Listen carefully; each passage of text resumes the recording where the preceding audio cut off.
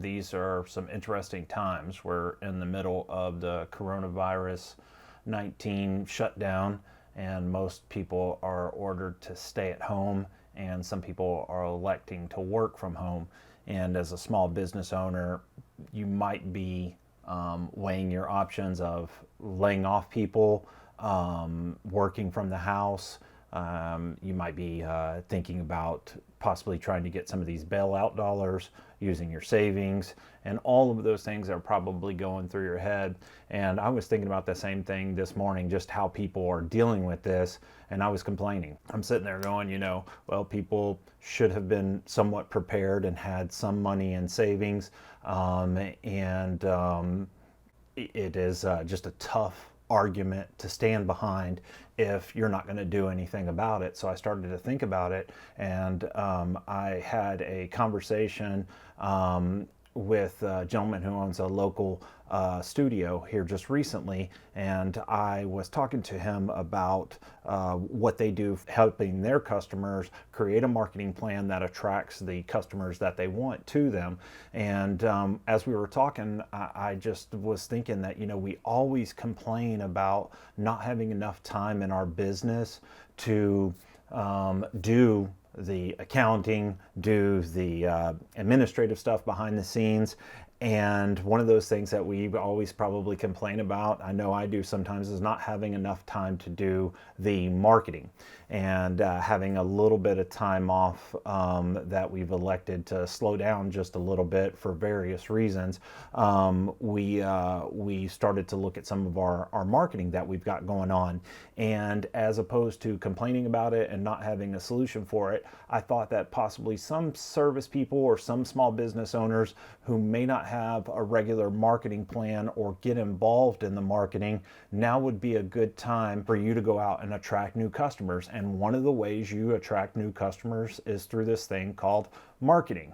Marketing is the culmination of advertising and finding out who your right customer is, market research, the fulfillment of the overall product, the sales of the product. All of that encompasses marketing. That is the group of collective systems that come together that you have planned to attract the right customers, give them what they need, and give that message that they're looking for and how to get it to them. So that's what we're going to take a look at today.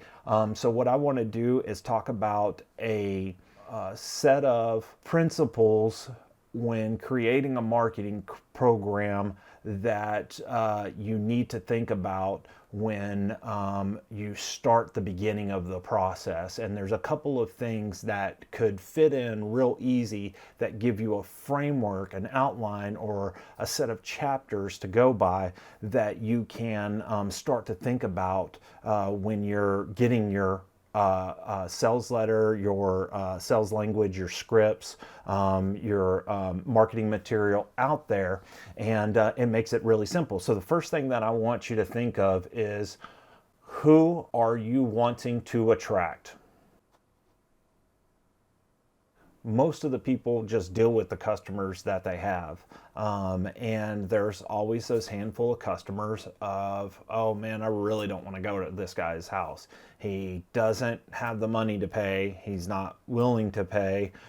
He's disrespectful to me, disrespectful to the people around him, disrespectful to my employees, and so on and so on. All of these customers that are out there that are the guys that you don't want don't need to be in the system. The second thing is you probably have one or two customers who pay on time, who are easy to work with, are willing to meet your terms, and so on. And those are the customers that you want to attract. So when you're creating this framework, you're not creating the framework for the people that you don't like, you're creating the framework for the people that you do like. So keep that in mind. So first off, who are we wanting to attract? The second thing you are wanting to talk about is getting in their head in that conversation that they're having right now. So whatever the product is, and we're going to use electronic access control as the service or product here today, whatever the product is,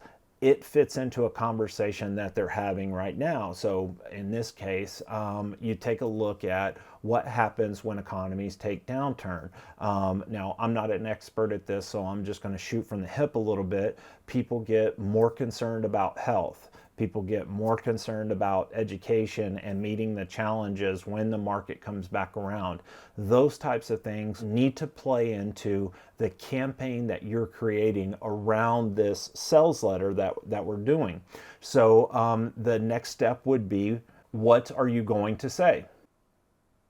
Or what do you want to say? I think you need to look at it as not necessarily what you want to say or what the overall campaign needs to get through, but more importantly, what your customer wants to hear. Everybody talks a different way. Everybody has their own background, their own experiences, their own culture, their own norms that make that message more receptive or repulsive. And you need to play into that. So we use electronic access control, and we'll look at single family residential. So we've kind of talked about the who just for a second, and now we'll talk about the what. So the what is what you're going to say to a single family residential customer, and what are you going to say to them. So they might be concerned that they're not going to have enough money coming in. They might be concerned of, hey, we just heard that somebody got hurt by an automatic gate.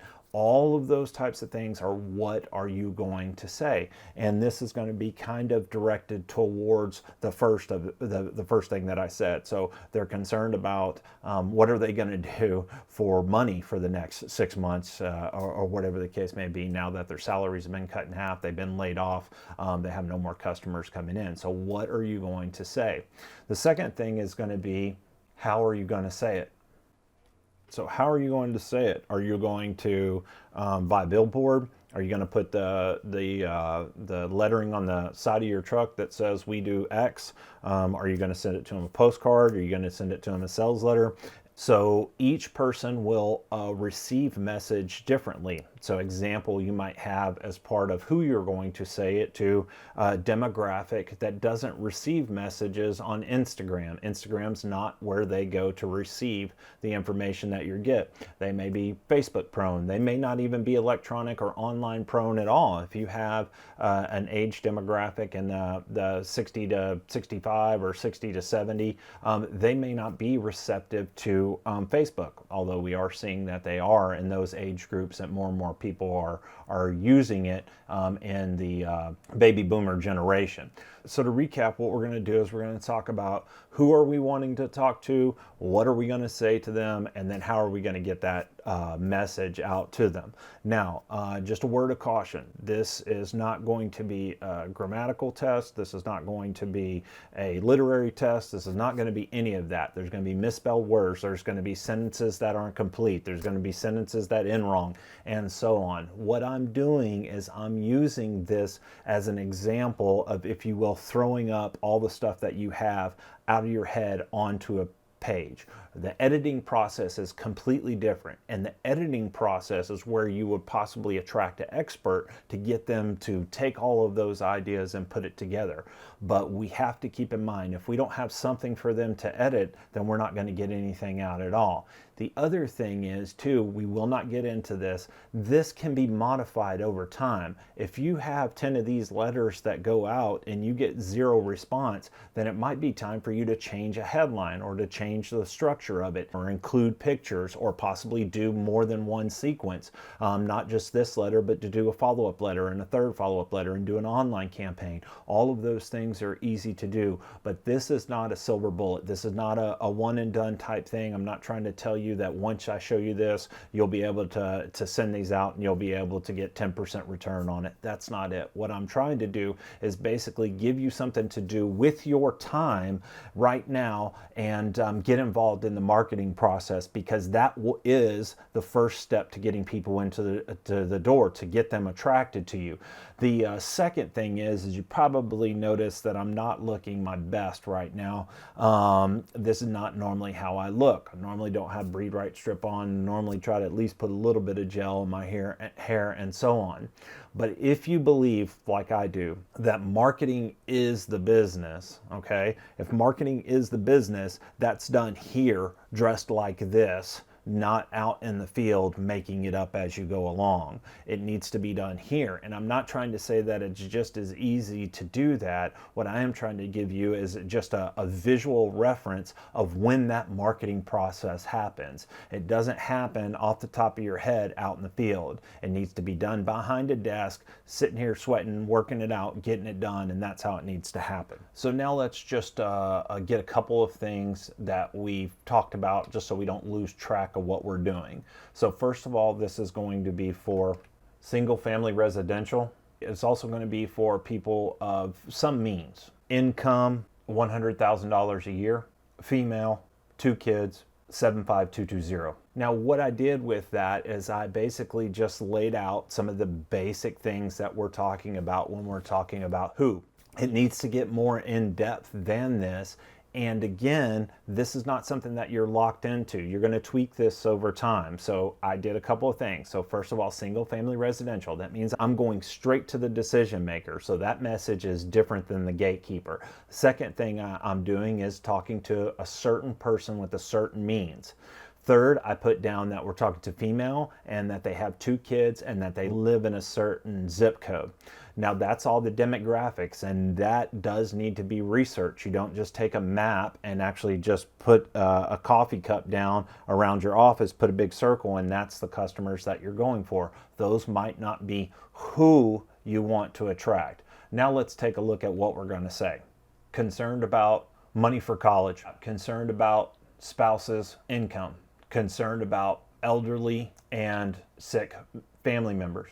So those are just some basic things that I'm thinking about that the customer, my ideal customer, may be thinking about. And if you don't know what they're thinking about, make it up. Send 10 messages out with, oh, I know that these times are trying, and we know that some people in your zip code are losing their jobs or taking payroll deductions, and we're here to help you do blah, blah, blah.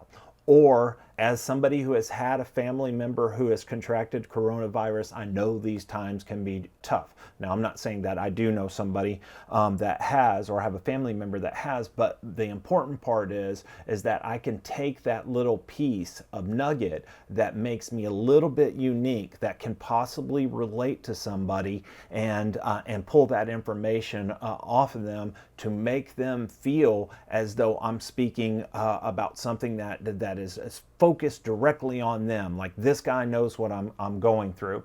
And then maybe they're concerned about where the money's going to come from, and so on. So those types of things are part of the message. Now, how does all of that play into selling a new fence for somebody or a new air conditioner? You're trying to get their attention by starting the story and starting the conversation by something that has them say for themselves, this is for me.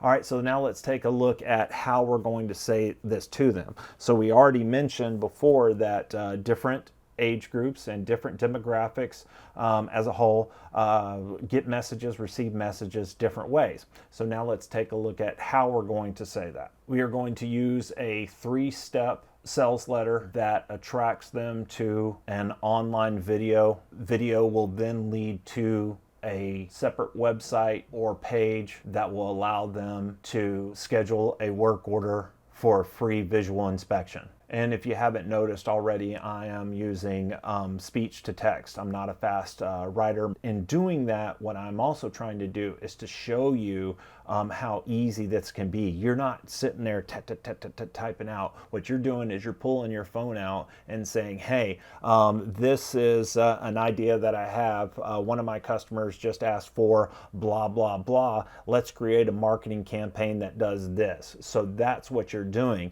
Now, I do that, and then I have that transcribed later with the same software that's doing this speech to text. So this is not about you pounding it out in some laboratory, with hot pockets sitting around you and tons of coffee going in. this can be a simple process, but without something, it does you no good. You have to have something, even if that something is a piece of crap. If you never put out that piece of crap, as far as the sales letter, I'm not talking about your service or quality of your service or the fulfillment of it, but if you put out that sales letter and it's a piece of crap and you get no responses, well, that's more information than you had before. Maybe you need to change your message, who you're talking to, or how you send it to them. So now that we have an idea of the general concepts of the sales letter, what is a type of sales letter that we can send out that gets our customers' attention and gets them receptive to this message? So this was just an idea of what we're doing. We're actually defining what this campaign is going to be about, who we're wanting to talk to, what are we going to say, and then how we are going to say that to them. So now we're going to start with our letter, and this is not going to be a literary test. This is going to be something that is inexpensive, easy for you to do, and get it done right now. You can print these out, you can put these in envelopes, you can get a list online for inexpensive, if not free, using the city information and so on. So this is to get you set up in your marketing plan right now, today. That's it. Let's go. So now we're just going to spitball some stuff, and I am going to throw up all the information that's on my head onto this piece of paper. It just so happens that I live close to one of my ideal geographic areas. So I'm going to use a greeting that is maybe more receptive by saying, "Hello, neighbor." Just give an intro that is honest and truthful. And by the way, all this stuff, I want it to be honest and truthful. This is not anything that you need to start embellishing or meeting a commitment. You have to keep in mind that even though this is just a little something that you typed up on your computer, you still have to follow rules that are set by the FCC. You still have to be truthful and be willing to meet your commitments at the price that you've said, and so on. I'm not going to get into that, but just keep in mind, I'm going to say some stuff where I'm saying that we have the best service in the world. We feel that it's the best service in the world. We like what we do, and our customers have liked it. All of that may be true. That may also be true for your company as well too. So just because you're saying something opposite than I am doesn't mean that we're actually lying. We're just putting those concepts and our terms of what we believe to be true, and saying that it's the greatest in the world and all that stuff. There's a little bit of leeway there. We're past the stage of who per se, because we've already determined that in our demographics. Right now, what we're worried about is psychographics. What's the conversation that's going on right now? I'm just going to throw up everything that I'm thinking about. I'm not worried about grammatics. I'm not worried about sentence structure. I'm not worried about all of that stuff. This is what the first rough draft is going to look like. I hope you and your family are doing well during this trying time. Period. As a small business owner, we are going through a lot of changes and want to let you know that we are still open for business and considered an essential service by the United States government. Now, I'm not saying that I'm authorized by United States government to do this, to do that, or whatever the case may be, but as a licensed electronic access control installer, we are considered an essential business because we are part of a security plan and we offer electronic access control, and some of the parts that we deal with have safety concerns. But the other thing that I just did is I created some third-party validation, and I let them know that I'm a little bit unique as opposed to somebody else out there, meaning I am licensed by the state of Texas, and the government recognizes that. And I have a little bit of third-party validation. I'm going to use a couple of techniques after this, which we're not going to get into in this video, that would create spacing, create multiple readership paths. You have people who are skimmers, you have people who like to dive down, and all that stuff. I'll worry about all that later. I'll worry about highlighting stuff. What we want to do is spew it all out, okay? We're just trying to get it on a piece of paper by the federal government. So again, I'm using the access control premise that we are access control installers, and let's just talk about automatic gate safety. It's actually one of the campaigns that we're running. I'm going to start this next paragraph off, and then I'll tell you after it what I was trying to do. Our telephones remain open at 214-555-1212. We are available between 9 a.m. and 5 p.m. for calls. You can visit our website at createagateworkorderforyoubeingagreatcustomer.com. It's not a real website, so I was just putting that in there so nobody actually goes and looks this up. But hey, you can at least buy that website domain now. And again, I'm not worried about the language. I'm not worried about all that stuff. I see misspellings. I see stuff that doesn't sound right, all that. I'm worrying about that later. I'm just trying to get enough stuff out there. As you may be aware, there was a tragic accident that could have been avoided in Fort Worth, Texas at the end of last year. An automatic gate was used by an employee that unfortunately was activated and closed on him. He did not survive. We have found that most of our customers are not aware of current safety standards. We want you to know exactly what to look for on your property to make sure this tragedy doesn't happen to you or your family. What am I doing? I am doing what fire alarm people have done for years, and that is to tell Mr. or Mrs. customer that fires happen, and here's examples, and pull out the book and show them the picture of examples of people's homes that are burnt down and tragedies that happened that with product X could have been avoided. This is the problem part of the sales letter. What I want to do is I want to frame the argument that there is a potential problem out there.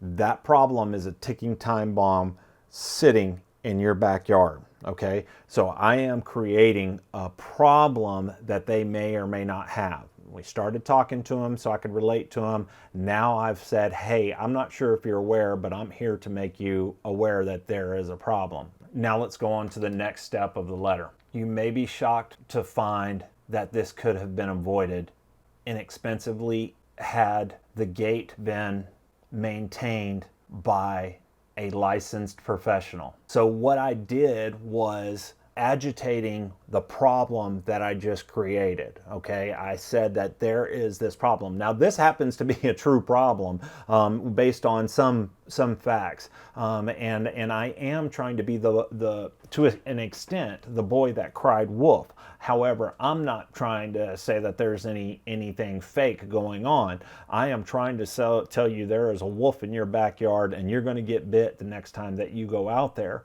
The likelihood of that happening is very low, but we don't want to be the person that gets that phone call saying that something happened based on a product or a part that we installed or recommend. Now what I'm doing is I've already cut the person. Now I'm actually pouring a little salt into the wound, and I am making them, if you will, tap into an emotion that's inside them that says, oh crap, this actually can happen. And not only can it happen, it could have been avoided very, very easily. So now I'm going to agitate it a little bit. I'll do a couple more sentences and then I'll do that last final paragraph. One more thing I wanted to mention. You also noticed how I put that it need to be maintained by a licensed professional. So I've pointed out that their system does need to be maintained. They may have thought, set it and forget it. All I have to do is install it and then I never have to maintain it. So I've created an air of, hey, you need to continually maintain, lubricate, and check the safety devices on that. The other thing that I've done is I've started to distinguish myself from everybody else. All right, here in the state of Texas, garage doors, overhead doors, automatic gates, if they are if they are built either internally or connected to a system that can record transactions, you have to be licensed.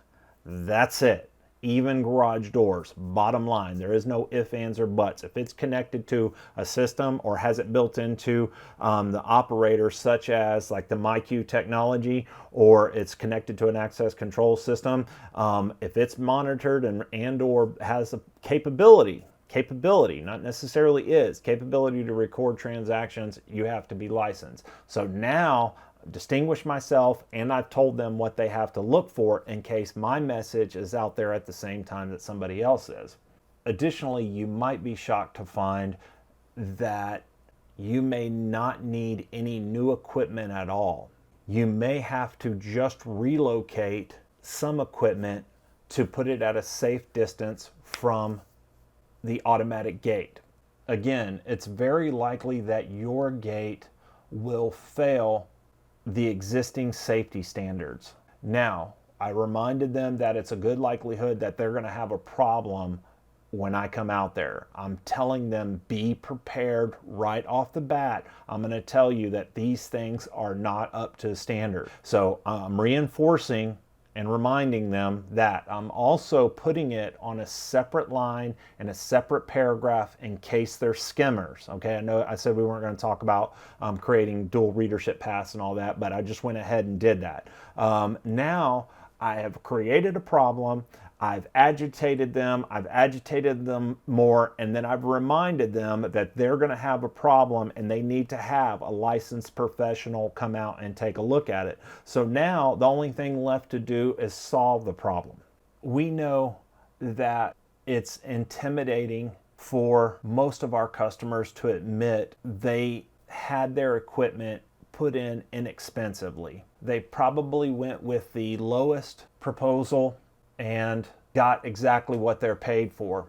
We see it happen all the time, and it is nothing to be ashamed of. What we've done is created a specific program for people who have had this happen to them. Please visit www.fixmygate.com and schedule your free visual inspection by a licensed, trained professional. Thank you, John Danglinson. P.S. Our visual inspection only takes 15 minutes and there are no obligations. We also provide a report and 5-part completion plan to get your automatic gate up to standard. Now, I'm probably not going to abbreviate that much of the text. I'm actually going to set this page back to like you would normally have it. I'll just put 1-inch margins just so you can kind of get a feel of how it's laid out. So we just walked through that. Looks like it's one page. It's very, very simple, and that's all that we need to do. There is a lot of stuff on the back end. There is a lot of stuff on the front end before you go to this that you need to do to have almost a guaranteed successful ad campaign, and you have to understand what successful is, and that's maybe something I could talk about in a later video. If you're interested, put it in the comments below and we can talk about some of the metrics that you need to look at in order to determine whether a marketing campaign was successful.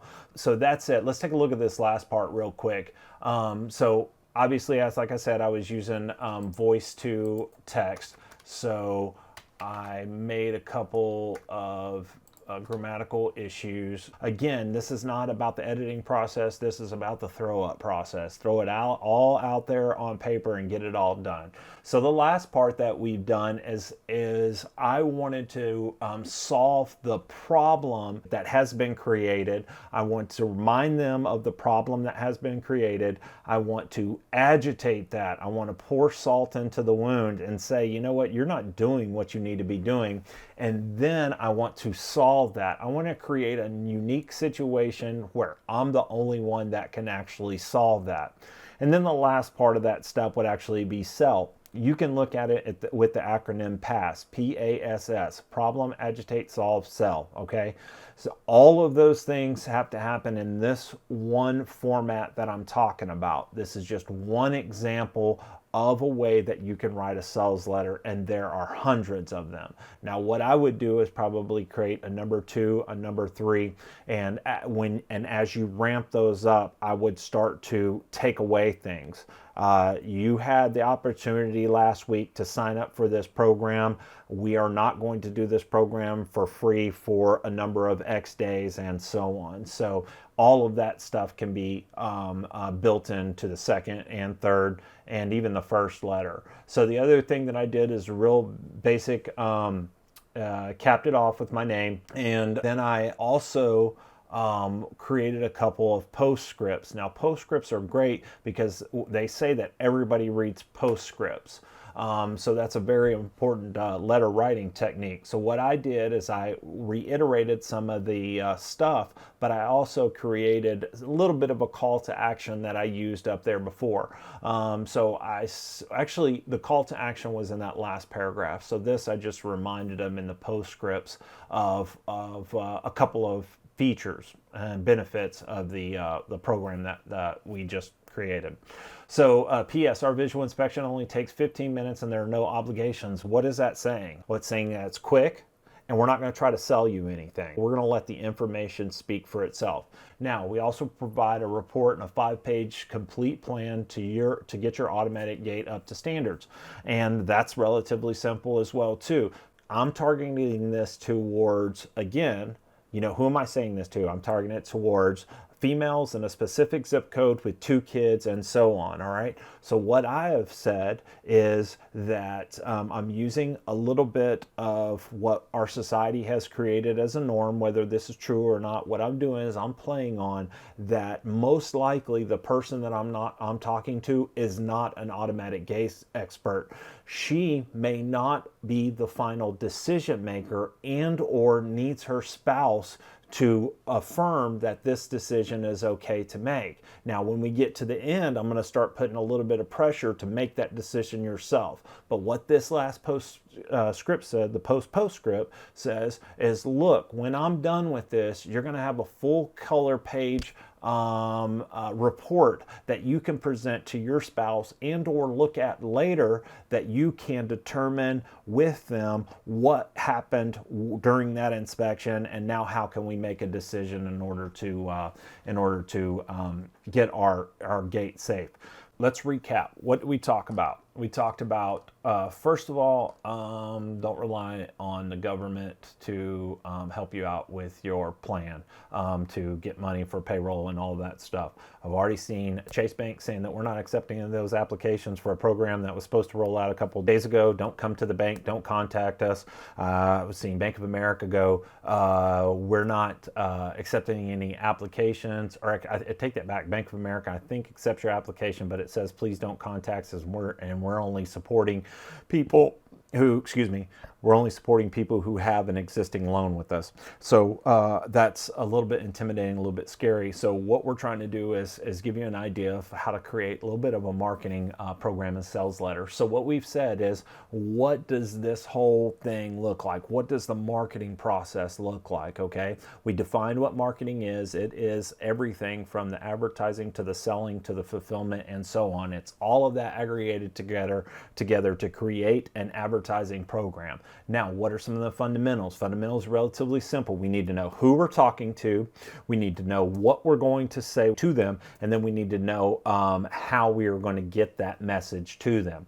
And as part of that, we use some demographics. So first of all, who are we going to talk to? Where do they live? What age they are? How many kids they have? What cars do they have? What's their income? What's their household income? What's their net worth? How much do they save a year? How much disposable income that they have? All of those things go into who we're going to talk to, the demographics. The second thing is what are we going to say to them? Well, we need to know the conversation that they're having in their head right now. What are they saying around the kitchen dinner table? We need to figure out what that is, and we need to sculpt our message to fit into the conversation that they already have. And this is not rocket science. You don't have to do thousands of dollars of research. You just have to do couple $100 of research, and you do it on your own. You don't have to hire a research firm to do this. You send out 10 letters saying this, you send out 10 letters saying that, and you send out 10 letters saying something else, and whichever one does the best, you send out more of those letters to confirm it, and then you tweak it to get from a 1% or 0.5% response to up to a 2, 3, 4, 5% response. And then how are we going to get that message to them? So once we've determined the demographics prospects and what we're going to say to them, how do they receive that message? Think about a bill collector. A bill collector, how do people receive message? Okay, they receive a message, an official piece of paper that says, if you don't pay this, you're going to get in trouble. So how do they receive that message that we've created? Do we do it on Facebook? Do we do it on YouTube by creating a long form video? Do they want it in an official looking letter? All of those things determine how we're going to say to it. And then we created the letter based on that system, what people before me have called problem, agitate, solve, and I add the extra step onto that, the problem, agitate, solve, and sell. So what's the problem? How are we going to take that problem and rub salt into the wound? How are we going to solve that exclusively with something that we have that nobody else has? And then how are we going to sell it to them? And that's the general concept that I wanted to get across. Lastly, what I'd mentioned before is that I did it like this, without getting a clean shirt on and still in my pajamas, because I wanted to show you where this process happens. It doesn't happen on the fly out in the field. It doesn't happen when you guys are doing the books. It doesn't happen when you're having an administrative meeting on your safety procedures. It happens as a separate time slot in your time management of your day. It's not just something that, marketing, we'll get to it next week or whatever the case may be. It is something that you need to actively pursue and do and learn about. And hopefully that creating this type of sales letter will help you start that process of creating marketing campaigns if you haven't already, because marketing is the business.